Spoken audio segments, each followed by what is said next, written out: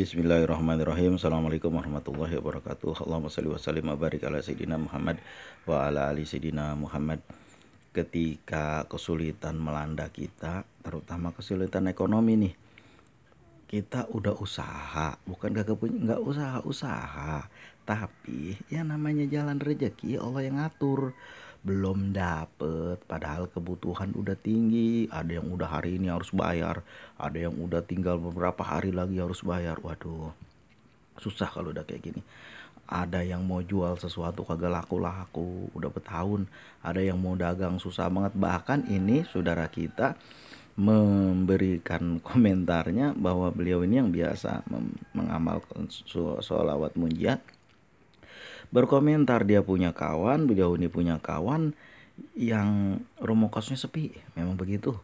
Kenapa begitu ya? Dampak dari ya mungkin orang juga nggak punya duit, itu aja masalahnya. Dan rezeki itu Allah yang ngatur, bukan kita yang ngatur. Kita udah sediakan dulu waktu zaman Covid, zaman corona, itu hotel-hotel kalau bisa 100.000 aja semalam itu masih diterima juga. Namanya rezeki Allah yang ngatur. Sekarang juga masih dampaknya belum pulih-pulih banget, masih banyak usaha yang mati. Dampaknya saya juga begitu dulu. Usaha saya di Malaysia mati sampai hari ini agak bangkit lagi. Rasanya nggak bangkit lagi usaha. udah kena ya. Udah bagaimana, tim aja udah bubar. Ini saudara kita punya kos, kawannya yang punya kos sepi, nggak ada yang mau masuk. Lalu dia WA ke beliau ini, kawannya ini WA, dia bilang kan rumah kos saya sepi, rumah kos apa ini kakak kan udah lama ya, udah laku ya kemarin ya. Iya udah penuh, dia bilang rumah kos saya sepi. Di daerah mana ini? Ada biasanya dekat mahasiswa nih, beliau nggak cerita di daerah mana. Jadi saya ini suruh coba bacakan sholawat munjiat, minta kepada Allah, ya Allah dengan berkah sholawat munjiat yang hamba baca, sholawat yang hamba baca kepada Rasulullah, hamba memohon kepada engkau supaya ini dapat rezeki dari sini, rumah kos ini jadi laku. Tapi kan dia sebut nama anak yang mau kos itu, dia bilang kan memang begitu, namanya saya pengen banget gitu laku, ya sebut. Alhamdulillah besoknya itu anak tuh datang lagi dan dia mau kos di situ. Alhamdulillah. Itu juga dulu begitu. Saya punya orang tua, punya banyak rumah sewa. Banyak rumah sewa tapi yang tinggal kagak ada. 1-2 biji aja pas buat bayar listrik kontrakan itu doang. Alhamdulillah Allah mendatangkan rezeki dari caranya sendiri, rameh lagi itu. Nah sahabat kita juga begitu, ini dia bacain salawat munjiat, padahal bacanya juga nggak banyak kalau saya nggak hafal, katanya begitu. Alhamdulillah besok balik lagi dan jadi tinggal di tempat kos dia.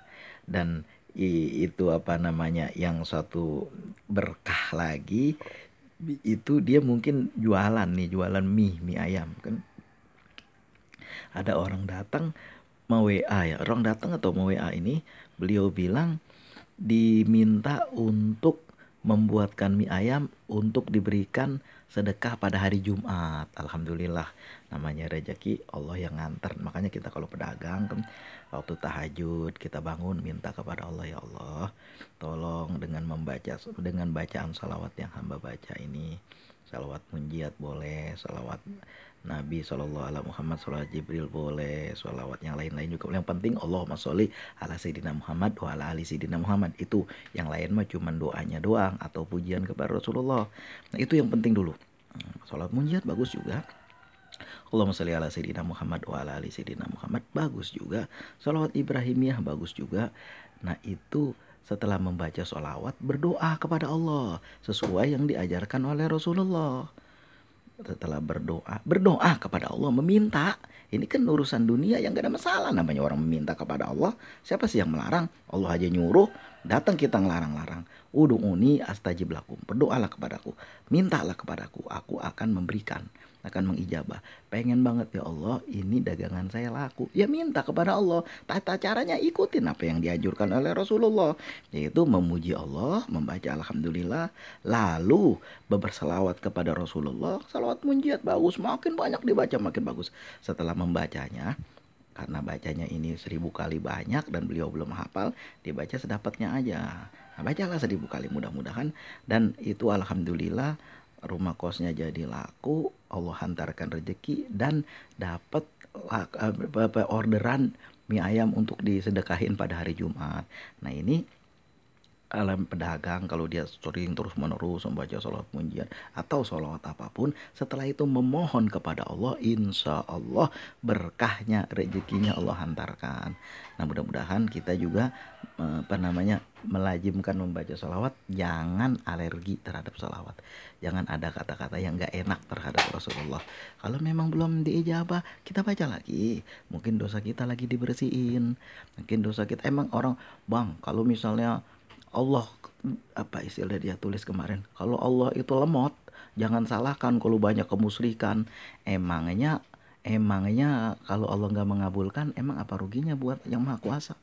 Kitanya yang salah, dia lupa, giliran berdoa langsung pengen diterima, padahal dia nggak koreksi hubungan baik dengan saudara, dengan adik beradik, dengan kakak, dengan abang, dengan tetangga, orang tua. Apakah bagus? Lalu makanan yang pernah dimakan beberapa tahun-tahun lalu, apakah semuanya halal? Coba dikoreksi dulu itu. Ada lagi melentap kemana-mana. Emang zaman sekarang apa sih bang yang halal? Semuanya nggak ada yang halal, dia bilang. Kalau memang yakin itu nggak halal ya udah. Kan udah banyak yang diatur secara syariah, udah melentap kemana-mana lagi. Emangnya yang syariah itu benar-benar halal? Itu kalau udah kayak begitu, itu namanya debat kusir. Kita berusaha dari keringat kita, dari otak kita, itu halal, insya Allah. Makanya yang kayak gitu-gitu, yang kira-kira kita ragu, ditinggalin. Apa dampaknya? Ya kalau kerjaan kita kepada Tuhan aja berkomentar kayak gitu, kalau Allah lemot, gimana ceritanya? Ya jangan salahkan kalau kemusyrikan di mana-mana. Ya buat aja kemusyrikan, emang kenapa? Sembah aja setan kalau mau, emang kenapa?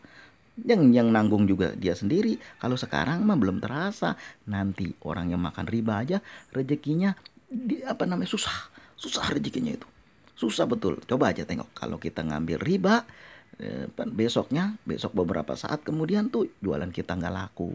Itu memang udah kebukti banyak banget. Ada orang cerita sama saya, bang saya ngambil riba untuk modal jualan.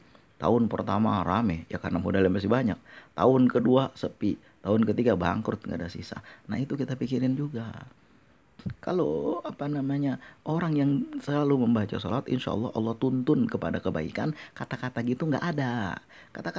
Bayangkan orang yang bersolawat dengan penuh kecintaan kepada Rasulullah, dengan penuh keyakinan kepada Allah, itu ibadahnya meningkat. Bagaimana kata-kata itu bisa keluar dengan orang yang ibadahnya meningkat? Kadang-kadang lama-kelamaan nih kepentingan dunia dia dilupain. Udah keenakan dekat kepada Allah, udah timbul cintanya kepada Rasulullah. Nah itulah makanya kita jaga hubungan baik kita dengan sanak saudara kerabat, dan jangan gampang banget kita celah-celah orang lain. Biasanya begini, kalau misalnya nggak punya menghibah-hibah, kalau misalnya udah punya betaring, biasanya manusia begitu. Ya bagaimana mau Allah kabulkan doanya kalau seandainya kita juga berbuat seperti itu, kalau kita tidak menjaga yang seperti itu. Barakallah kakak, mudah-mudahan kita bisa mengambil pelajaran dari beliau. Namanya pengalaman guru yang terbaik. Orang udah melakukan itu dan dia sukses, kita juga ikutin langkahnya.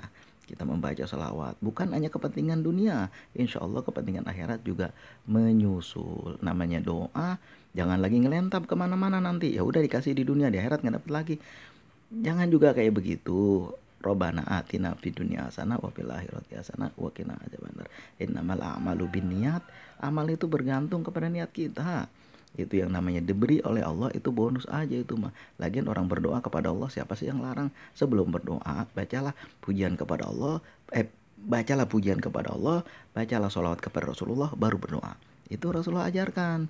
Maka dari itu kita lakukan seperti itu. Terima kasih kakak sudah memberikan testimoninya. Saya juga belajar dari sini. Mudah-mudahan kita istiqomah bersolawat. Barakallahu fikum.